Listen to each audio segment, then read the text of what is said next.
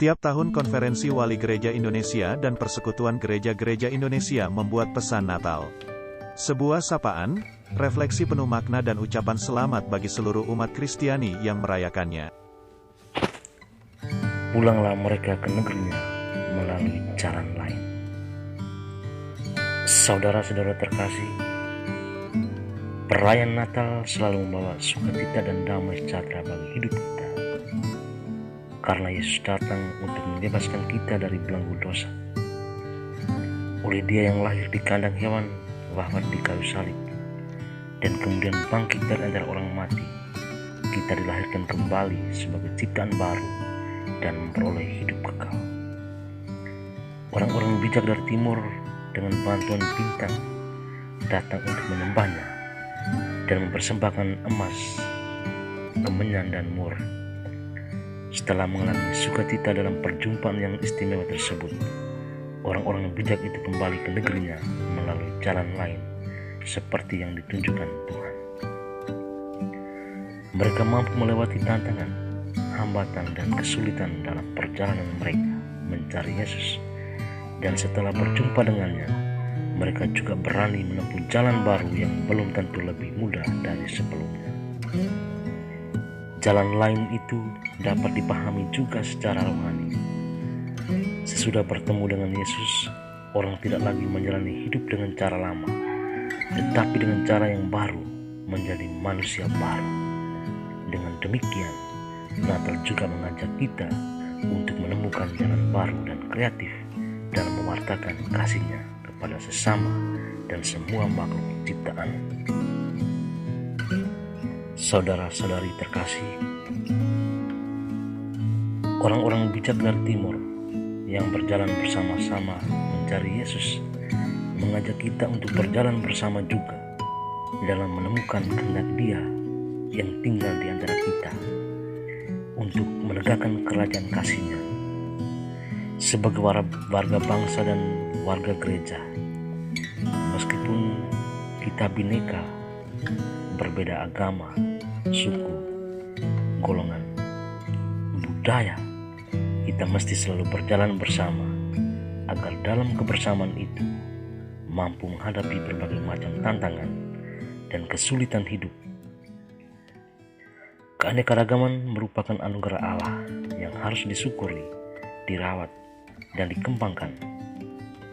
Kebinekaan yang kita sadari sebagai anugerah Tuhan itu seharusnya mendorong kita untuk saling bergandengan tangan dalam mewujudkan tata kehidupan bersama yang lebih bermartabat.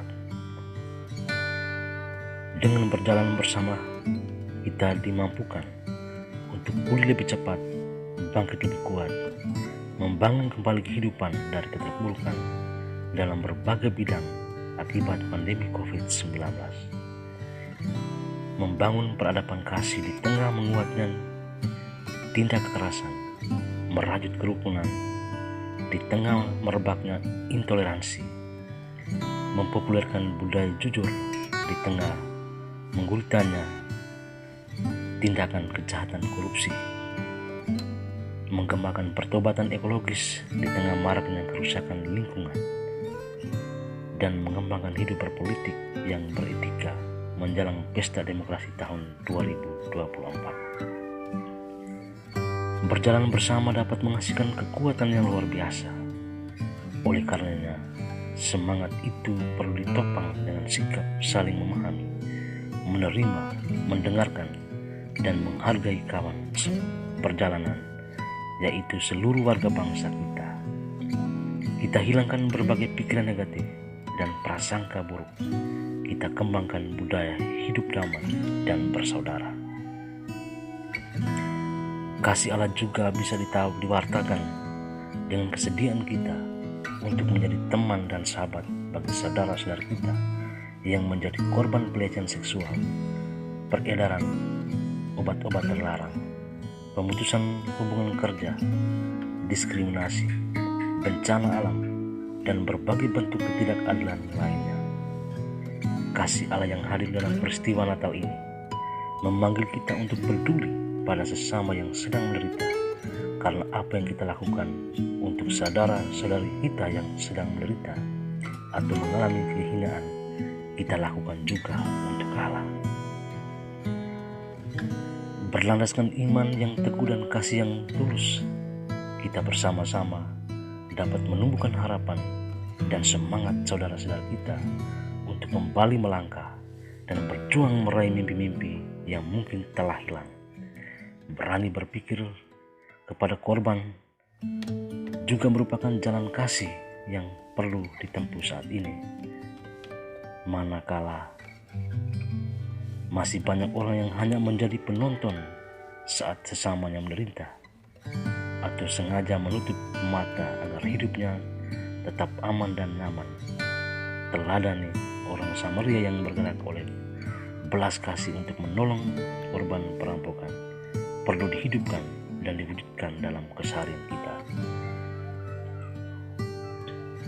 Saudara-saudara terkasih, kehadiran Sang Kasih sejati yang menyelamatkan kita harus terus diwartakan. Berbagai kemajuan teknologi informasi dan komunikasi sebagai karya manusia seharusnya dimanfaatkan untuk memuliakan Allah dengan membangun tata kehidupan bersama yang penuh kasih. Media sosial sebagai bagian dari kemajuan ini menawarkan jalan-jalan menarik untuk mewartakan kasih Allah.